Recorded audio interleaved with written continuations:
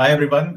Today I'm sitting with a person who has a remarkable journey, who's a visionary, currently working, founded a company called G-Tropy, and he is master of logistics services, GPS smart solutions. Today I'm sitting with none other than Harman Arora. Harman, please welcome to this podcast. Thank you, Aman. It was really nice to be on the podcast and looking forward to an interesting discussion today. Yeah, we'll have a very candid and open discussion today, Harman, wherein I want to discuss, more not from a business side, but to know you as a person and your journey to be a successful entrepreneur. So that people who want to work, who want to start their own organized companies, and want to do something on their own, can get inspired, can learn from your experience, and from there, then they can start their own journey and make new milestones for themselves. This podcast is very much around that only. So there we are not going to talk about what is a GPS solution, what is GPS, what all organizations you're working in. It's more about you understanding your entrepreneur journey and how you were able to convert your dream into reality. Sure, Aman. Thanks for giving me this opportunity. So I would say this realization that I should do something of my own instead of joining corporate and um, climbing that ladder started when I was in Manipal. So I was doing my engineering in Manipal, and it's thousands of kilometers away from my home in Delhi. So when you are that far away, you are kind of your own. And when you are, in your own home, you have your parents to, there for everything. If you face any problem, your parents are there with you. But when you are thousands of kilometers away from your home, you learn a lot of things. And that's True. when I was exposed to doing things on my own, solving problem on my own. With my new set of friends that I met there. Spent my 4 years. So we started with very small things in Manipal. So you know I remember that there used to be one dandiya party that used to be organized by road club of Manipal, Rotary Club of Manipal. But we thought, yeah, why only one and why only them? Eh? So four of us joined hands and said, okay, we'll have our first private dandiya festival in Manipal. So And that's that when I is was coming in my third year from of a college. Punjabi, and that is coming from a Punjabi born in Delhi, brought up in Delhi. Yeah. Yes, so we saw an opportunity, right? So that was one party we saw for first 2 years, was happening, and we saw a lot of crowd. We used to attend ourselves, in first year, second year, we attended that party. So I said, why don't we do it? And it was a huge success. We sold more tickets than Rotary clubs themselves, and it was a great success. So that's when I thought, okay, we have the capability, we have the zeal, so we should do something of my own. And then obviously after engineering, I joined a corporate job. I did my software in software development, and I spent good 2 years before joining IIM Lucknow for my postgrad. You know, and at IIM, obviously, I learned a lot of new stuff, and not just academic, but mainly practical stuff. And case studies play a very important role while shaping your thought process. That how you should think about a particular problem, a particular situation, and in first year itself, we would have seen that in most of the government colleges campus that you don't get good options of food. I think that's standard across India, and that was the same situation in IIM Lucknow also. And in the first year itself, I realized the problem, and I approached the uh, admin team, and I said I want to take a shop on rent on campus. They said, "Oh, you are a student. We can't do that. We involve the entrepreneurial cell." It took us good 2 to 3 months to get that approval, and we started our own cafe in the second year, and that was the first entrepreneurial venture on campus by anyone till date in 2009. So in August 2009, I started my first official venture, and we opened the cafe by the name Gossip and Bite, and that cafe is still running in the campus. And the college admin team let that cafe out to every year to a new team of students in second year to run that for 1 year and experience entrepreneurship. So I tried my hands in at entrepreneurship wherever I got opportunity, and that's how I think I improved my skill set of you know, understanding the nuances and getting things around. It's entrepreneurship is not as simple as corporate job. You are given a direction, and just work 10 hours to 12 hours a day, and you'll keep getting good promotions. Whereas here there's no office time. You'll be working 24 hours a day. So after my college, I worked for few months. I was always in my mind. I was always like, what venture should I start? Right? And then I finally left my job after 18 months of the corporate journey to started my first venture in education space, and that was corporate training, right? And job market was coming up in analytics. So we thought analytics is one thing where we should train students. It's a very interesting story which you have just shared with us, Urban, and organizing a dandiya events in your engineering college and then opening a cafe in your MBA college, and it's a different story or different ballgame altogether. Being an engineer, organizing a dandiya, and being an MBA, opening up a cafe within the college itself, right? In both the scenarios, what I can see is that you identified the opportunities, right? You identified the demand which was Yeah. there in the market, and you immediately tap on that. Tapped on that. Okay, this is something we should do, right? Yes. So, and talked about the thought processing or chain of thoughts. For an entrepreneurship, that is very important. You need to have a vision. You need to see outside the box. To Yes. identify the demand, identify the opportunity. One thing is to identify that, right? And second thing is to actually go onto the ground and execute it, right? Yeah. And wherein it's not you alone, you need to have a lot of people around you, right? Directly, indirectly, to support you in your decisions, support you in your journey. So Yes. when you first organized your Dandiya event, right?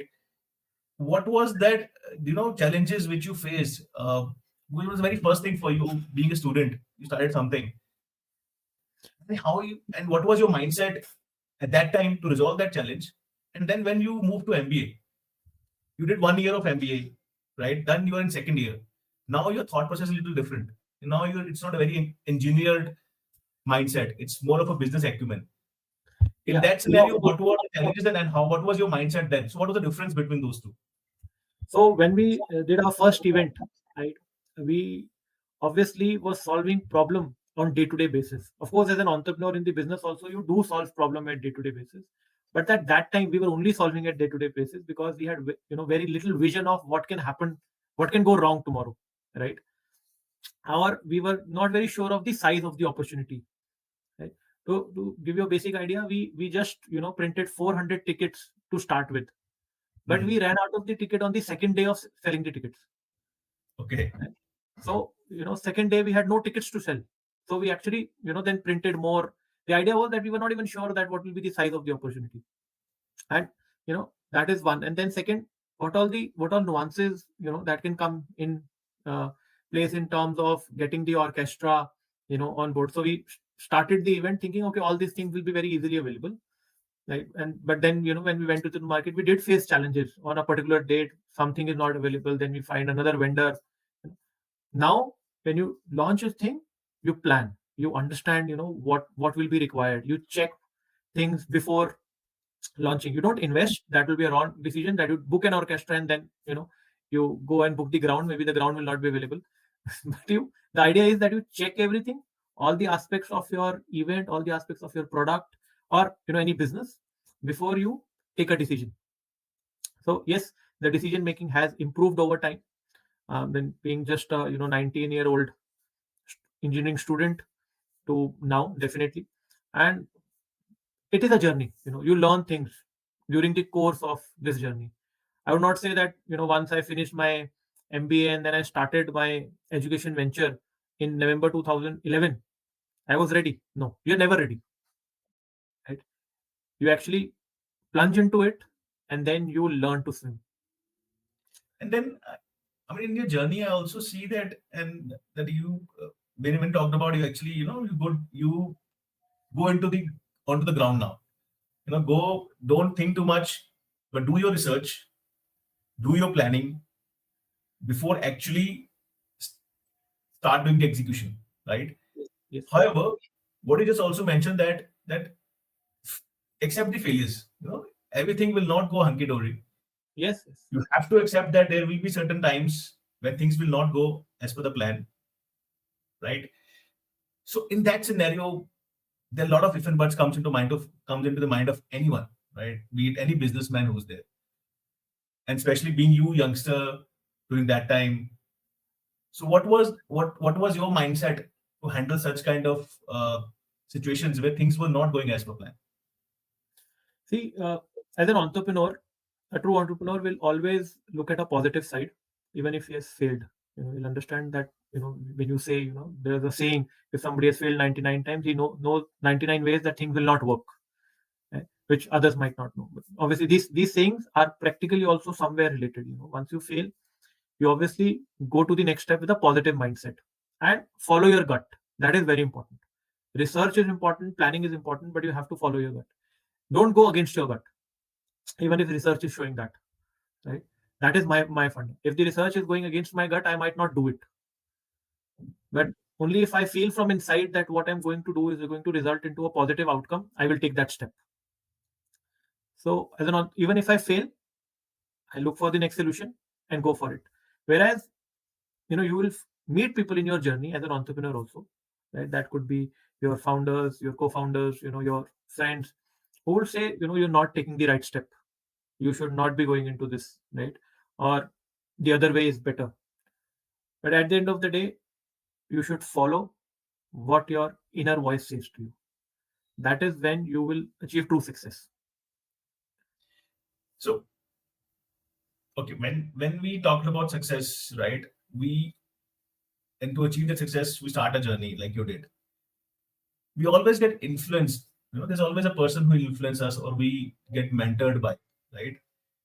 So, do you have any such person which who has played a influential role in your journey?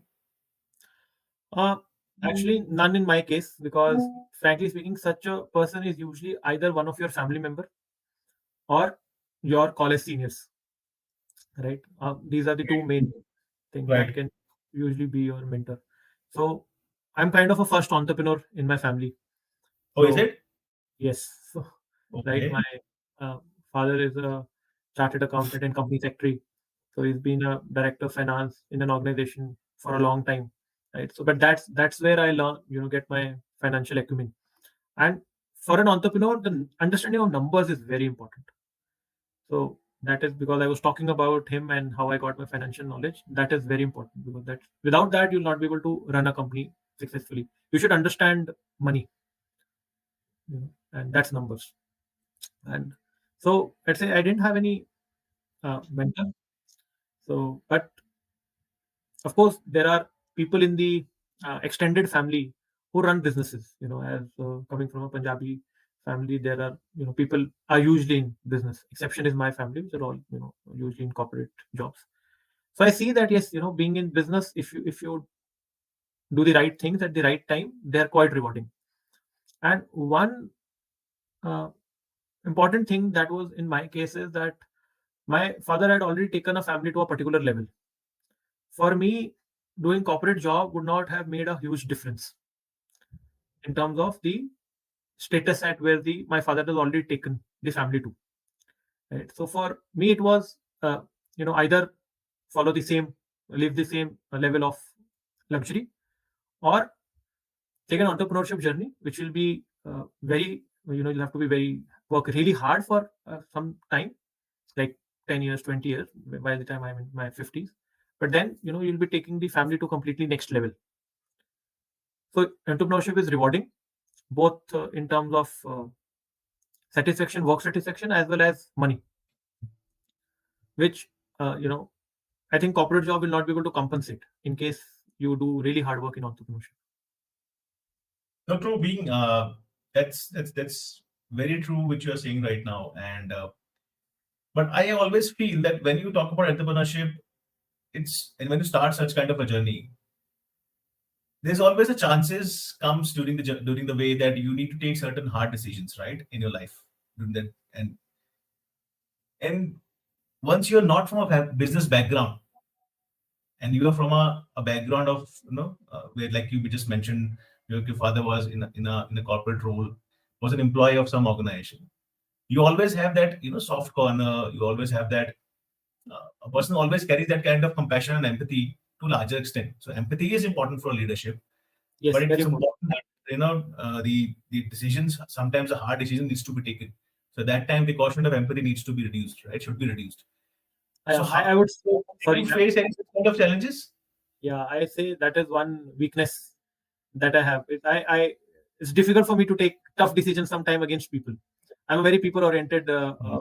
person, and most of the senior guys in G-Trophy today are people who have been with me for last 7 8 years. If I would say that I've invested in them, and they've invested in the company, right? That relationship has really paid off for me, right? And but yes, it for me as a person, it's taking difficult, hard decisions against some people have been a tough job, but a good HR has always been on my side to handle such situations. I can say that, Where so you hire HR, huh? Where we yes, say HR is a function which helps employees and all. It's more from a, what I can say, yeah, from more from an organization side. But yes, it has to be balanced, right? We can't say HR has to be totally employee oriented and totally company oriented. It should management be very. oriented. HR has to be a very fine balance. Yes. But I mean, I'm just staying in that point only. So when you just mentioned that it's very tough for you, it's your weakness. So do you think that it has also paid you off to some extent, Yeah. wherein That's something. you have went out of the way for certain people and they Yes. actually delivered for you? Yes, yes. So that's something.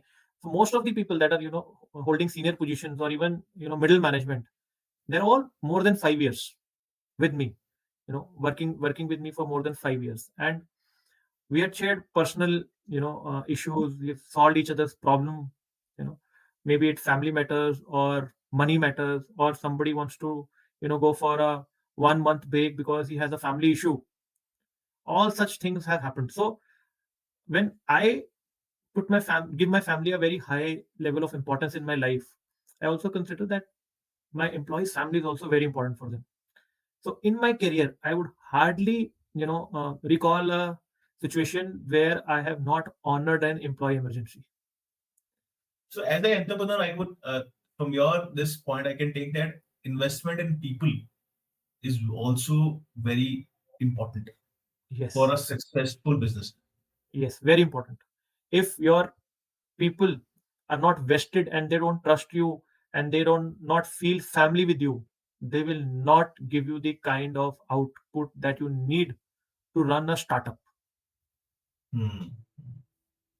That's true. I mean, you need to have a trust of your team, right? You have to be a trustworthy leader. Only then they can come and be very open to you, relate to their problems. They'll be very will come with an open mind while discussing certain things, maybe related to their family also, right? Which is hampering their performance. I Yes. remember such case a few days back, 2 days, I would say, a few months back, which has happened with me. One of my interns in our organization, and he came to me and asked me, he's facing certain challenges. And what were the challenges that he is not able to deliver? I said, what you're not able to deliver? He said, I'm not able to complete the task on time. So I asked him, what is the definition of on time for you? He said, I should be able to do it in 2 days. Then I asked him, okay, you have set this benchmark for you, but why is the pressure then if you're not able to do it? Because then my performance is going down and people will look upon to me that I'm not a good performer. So who's saying you're not a good performer? That's a definition which you have put in for yourself. I need to do it in 2 days. We're not asking you. I'm not asking you. You have ample of time because you are an intern. You're here to learn. Hmm. Our expectation from you is to show the passion, to show the learning capability. Execution doesn't matter, right? Execution will automatically happen. You Yes. just focus on learning new things, learning new skill sets with the passion you are doing right now, right? Hmm. So people, and that's only because I gave them that kind of space. And as a leader, everybody should give them that kind of a space that somebody should come and talk to their leaders, talk to their reporting managers, in a very open environment, Yes, not being judged, I agree. right? And the reason I'm saying it right now is very relevant, important, is because in Gen Z's we're living in now in a Gen Z's world, where Gen Z is now coming into the businesses, into the organization. So Gen Z requires validation. Hmm. They need clear direction, right? What is expected out of them? They need validation when they're doing certain things right. They need validation when they're doing certain things wrong. They need to be pointed out for that. Being a millennial myself, I can say that I never expected a validation from anyone or recognition from anyone. We never Right. expected it. But now the people, the kind of the generation which is there, they seek that, and that's important. That's part of a change of a leader we should have in ourselves also. That we should start giving it to them. There's a thing called nobody gave it to me. I should not. Why should I do it? That should not be the leader's way. It should always be keep on evolving based upon the current situation, the way things are happening around us. Right. That's very relevant, like you just mentioned in your scenario. Now, again, going back now, coming to the journey in 2011, started your first, I would say, that is again moving away from a job where you were doing, some Yes. a software development, and then you moved away from there and started your own business in education. Yeah. So first was analytics training, Okay. where we were training students in analytics, and they were expected to get good corporate jobs in analytics. But within few months, we realized that we are too early in time, because though analytics was very big at corporate, the new software, R was coming in at that time, but at college level there was no buzz, because it was niche. It was a niche field, and so we decided to pivot for some time. Like doing other job oriented training for colleges, and we waited for some time to analytics to pick up, but means frankly it didn't happen. And I moved out within approximately 2 years time. So I gave my 2 years to that venture. It's also important that you give time. You should not move out within few months. You should watch out on the opportunity, and you should give some time, right? So I gave approximately 2 years to that venture, and moved out in end of 2013. And I went back to the Hmm. corporate job for a few months, because there was no point taking a break. The lucky part was, because coming from that kind of an education background and having entrepreneurship experience, it was not very difficult to find a job. So I went back to corporate job after the venture for a few months before plunging back to uh, my own business within, I think, 10 to 11 months. So I plunged back in December 2014 into GPS tracking and logistics optimization. I had founded there was a company, Access Track, which was recently started by one of uh, my founder of Access Track, and I joined him as co-founder. And me and Abhit, who is my even Abhit is even currently my co-founder at Gtropy. So we joined Access Track, and it was a very small company with like just started with 2,000 vehicles at that time, and with a revenue of few lakh rupees when we joined as co-founders. So we had a vision to clock a revenue of close to 100 crore within 5 years of time, and we had a vision of clocking around 10 lakh, tracking around 10 lakh vehicles within 5 years time, and we moved really fast. So uh, I was the CEO and obviously co-founder till 2019, and within 5 years we had reached a revenue of around 50 crores. And but since 2018 there was a little bit of friction between co-founders between us, so we had to split our business in end of 2019, and that's when the Gtropy was formed. So some clients were split, shareholding was split, money was split. So Gtropy was formed in 2019, and since then it's been 5 years, and last year we did 103 crores. So and Abhit is my co-founder, as I said. So we are now part of Mapma India Group. Mapma India has invested in us in 2022, and the idea is to go public in another 2 years' time.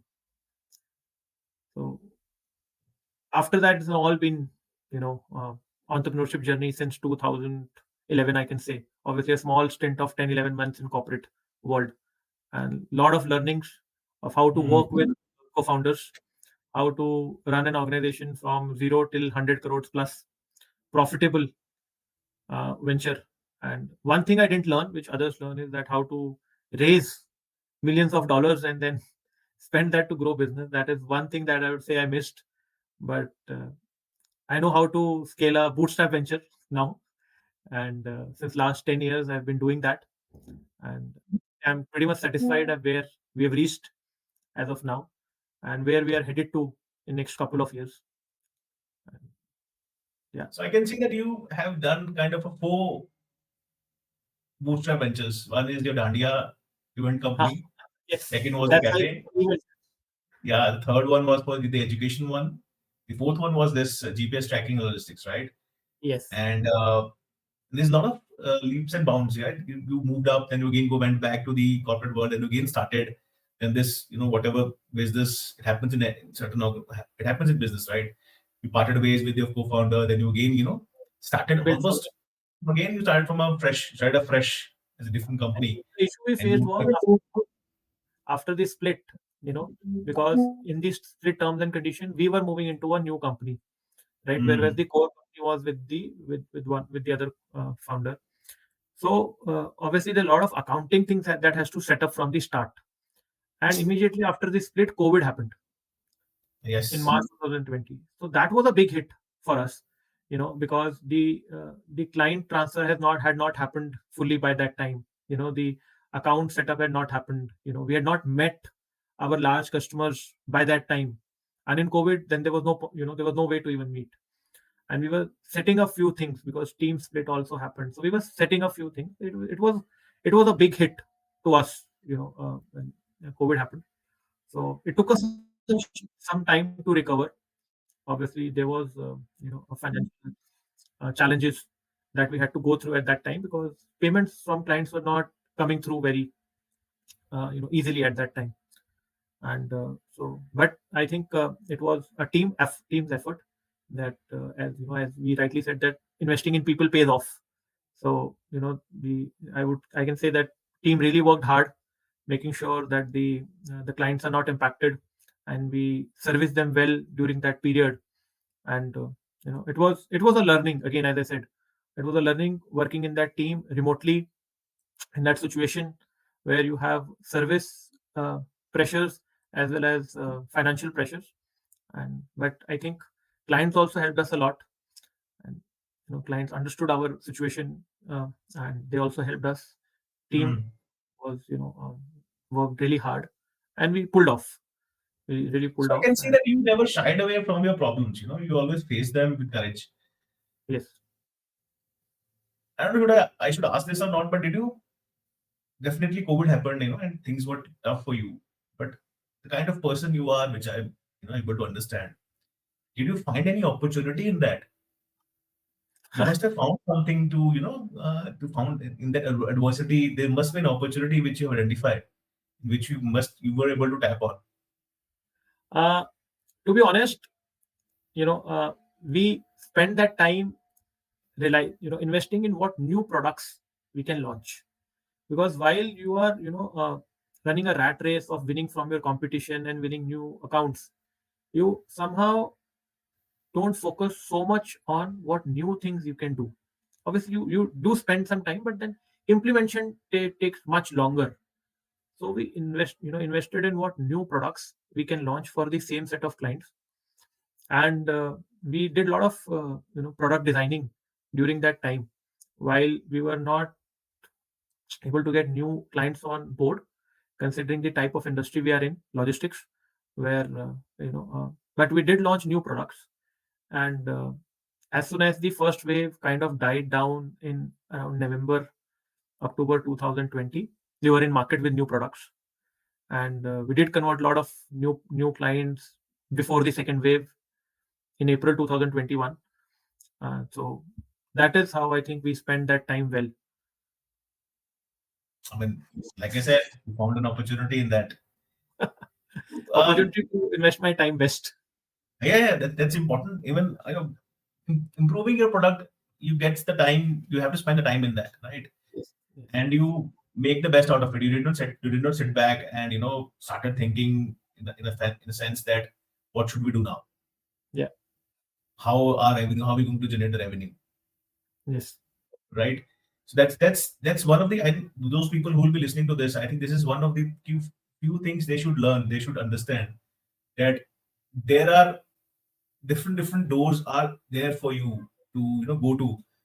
You should not sit back whenever, and when you get a problem in front of you, sit back and it will not go away. You need to find a way around it. There are doors there available in that. You need to find a way, and you need to keep the patience, right? Yeah.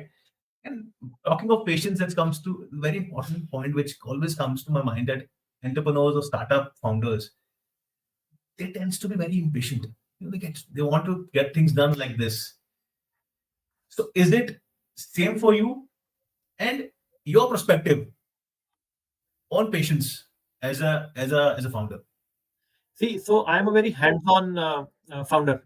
So I don't just sit in my office and give orders. So my co-founder Abhi say that I am the most expensive tester in the office. So I don't even shy away from doing a tester's job while a new product is released to the client. I go on field. I lead the sales. I make sure that I'm involved in marketing, every aspect of marketing. We do any exhibition, so I make sure that I look at all the details. And so I'm a very hands-on, and especially when we started young, I was involved in almost everything. Right. So I understand about time. Where somebody would need time to generate either business or get a work done or deliver something to the client. So yes, as a founder, I want things to be done at a much faster pace compared to a corporate, right? Because we are agile, and that's how people want us to be, and that's when they accept us against very large brands, which are we are competing against in the market. Very I true. I remember my very first sale in the auto industry to Honda two-wheelers, right? And a large American company, Trimble, was against us, right? And it was 2016, and they only chose us because they realized that they're doing it for the first time, and they were not sure that this new system will fit into their logistics or not. And they chose us on a very important point, that they found that we were flexible enough to make sure that we are ready to change anything and everything to fit into their culture and their need, so that this project is successful for them. And it's been 8 years that they're still with us. They've renewed every contract with us, right? So I think that's what has made the difference. Is yes, we want things to be delivered at a very fast pace, but founders needs to be hands on, so that they understand the problems, and this helps us also solve problem for our employees. We know that where they'll be stuck, and so that we can guide them and give them very important directions, so that their turnaround time is also reduced.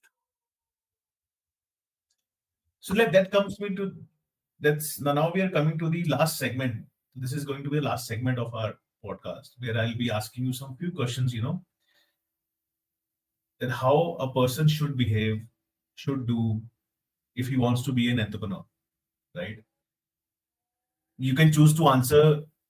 If you have, if you, choose, you can choose to say, not to answer that. That's okay with me, right? If you want to be a successful entrepreneur, which book you recommend to someone to read? I am not a book guy, so cut. So there is not a book that fair enough. So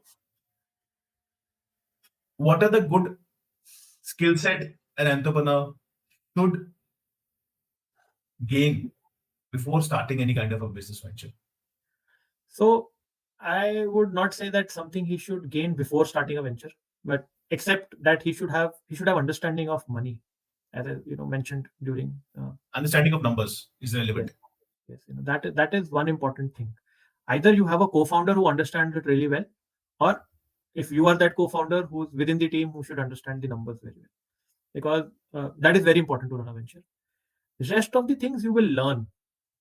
If you know few things on day one, like if you have an experience of like 1 year or 2 years in a client facing role, people shy away from sales jobs these days, thinking that it's very difficult. Yes, sales is difficult, but as an entrepreneur, you should have faced clients. That helps you, uh, understand what the customer, how the customer behaves, how the customer thinks, right? So, if you have an experience in facing client before you start a venture, that is a plus for you. If you understand numbers, that is plus for you. Plus, third, in whichever domain you are plunging into, you understand that domain. So if you have just these three things, your success percentage will improve a lot. But again, What is your... Sorry, please continue. but I'll again say that if you want to get into a venture, right, and if your inner voice says that yes, you can do good in it, you should go for it, and it will either give you success or it will give you a lot of learnings that will definitely help you in your next course of venture, either corporate job, if you even if you go back to corporate job, it will help you, or you start a new venture. Your leadership mantra? Be a people's person. That's very important. And be passionate about your work, and give that passion down to your team. You'll never be able to make a company without a good team. So you should have good co-founders, and you should have good team to work with. And without investing in people, you will never be able to build a very strong team. Your ideas for generating what they call nowadays is I'll edit this piece, but वो जब हाँ investment के लिए investor के पास जाते हैं ना, क्या कहते हैं उस चीज को? Investor deck. नहीं, वो जैसे एंजल इन्वेस्टर इन्वेस्ट कर रहा है, वो जाते हैं ना स्टार्टअप, उसके लिए क्या कहते हैं उस चीज को, जैसे शार्क टैंक में चल रहा है, वो क्या करते हैं? Pitch मारना. हाँ, so what are your... So just come to the question now. So what are what is your mantra for getting investors on board to your idea? So I think this is an important part. Investors look at a scalable business. Okay. So even if you're making huge money, but your venture is not scalable, people are not going to invest in you. Right? So when you go to any investor, you have to show him scale. That what is the market opportunity, how you can grow, and how fast you can grow. And gone are those times when investors used to invest in loss-making ventures. You can make losses. Obviously, when the venture capitalists give you money, you will be making losses in the short term. But unit economics is very important. So one is scalability, and second is unit economics. So if you are able to fix these two things in your venture, I think you are destined to get investment. And I would request you to just give a little elaborate definition of unit economics to people who will not able to understand this. Okay. So when you say unit economics means that you should not be selling a product, in loss at the time of sales itself. Suppose you are procuring a product at 100 rupees, and you should not be selling that product outrightly at 98 rupees, just to make sure that you get more sales, because your competitor will be selling at higher than 100 rupees. So if you sell at 98, you'll generate a lot of revenue and a lot of scale, but you are losing money on every product. So unit economics should not be negative. So you should be selling at more than 100 rupees, though you can invest. Like if I'll give you an example in numbers, suppose you're selling that product at 110 rupees. So that's 10 rupees profit on your product. You might be spending 15 rupees in marketing that product. That is allowed when you get funded, and but you should not be selling a product at loss. Great.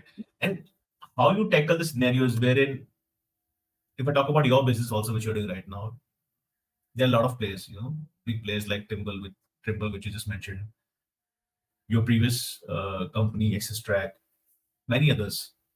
So in those scenarios, definitely market opportunity is there, but there's a lot of competition. So how you show to the investor that what is there with you in your product which creates a differentiation? How you convince that? how you take up those kind of questions. So, of course, we are a product-based company, right? We give our product on SaaS. So, geotropy, even if the word says that it's geo and on entropy, so it's a randomness of the geolocations that we are catering to. So, we focus on giving the right outcome to our customers. And one thing that we have earned over years is that we have never lost a corporate customer. So, the people who got associated with us are still associated with us.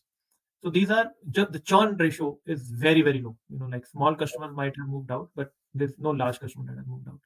So these are the things that help investors gain trust in an organization, because we are regularly servicing good to the end customer. So this is the service level part of it. You know, then the product. Now, to get new customers, your product has to be different from your competitors. You cannot be selling same thing that your competition is selling. So investors also look at your product maturity, that what all use cases you are catering to, what all client segments that you are catering to, and which all opportunities which you might not got till now, but your product can expand to. Plus, you'll have to show your vision. So this is about the company. Now, the vision is one thing that makes the huge difference, right? Two companies selling the same product will end up into a different revenue structure, or a different valuation, or a different kind of client segment. That how you want to grow your company. So when after Macma India invested in us, we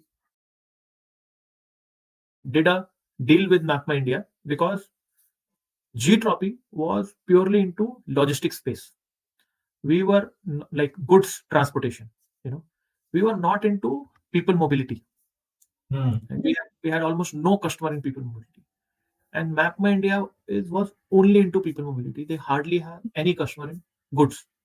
So when they invested in us, and we took that strategic investment, considering that when these two products overlap, then the vision of being the largest, GPS tracking plus logistics solution provider plus solutions to people mobility and a IoT company in mobility space was, we could see that that can come true, and that's what the situation is.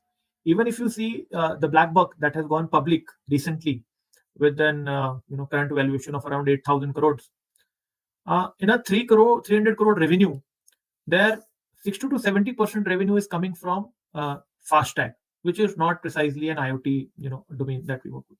So their services revenue that is coming through the IoT domain is around 120 crores, right? Which we will be crossing this year.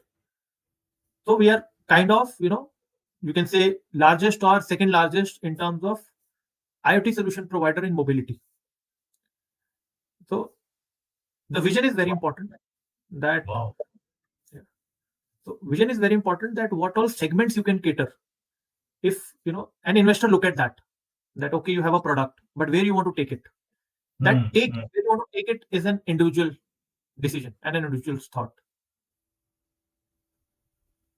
Amazing, yeah, amazing. So it's an amazing journey, Aman, and thank you for sharing. And now we came to the end of this podcast, and I really thank you from bottom of my heart that you came and you shared the journey and things which I was not aware of about you. So we know each other for some years now, and Yes. it's a different take altogether we had today. And this kind of journey which you shared, being from a non-business background, having a vision and zeal to have something on your own, and not giving out, not sitting back around it, not sitting back on it. Okay, I'm not able to do it. You accepted the failures, and you like you just mentioned, like you just stated earlier. You understand that what were those 99 reasons which can fail your company. So you don't should not do those. You should do that one, and you were able to do that, and now you are becoming one of the largest, or I would say is the largest uh, GPS tracking and logistics solution service provider company in India. Right? Thank you so much for coming to the podcast. Thank you, Aman. Thanks for having me.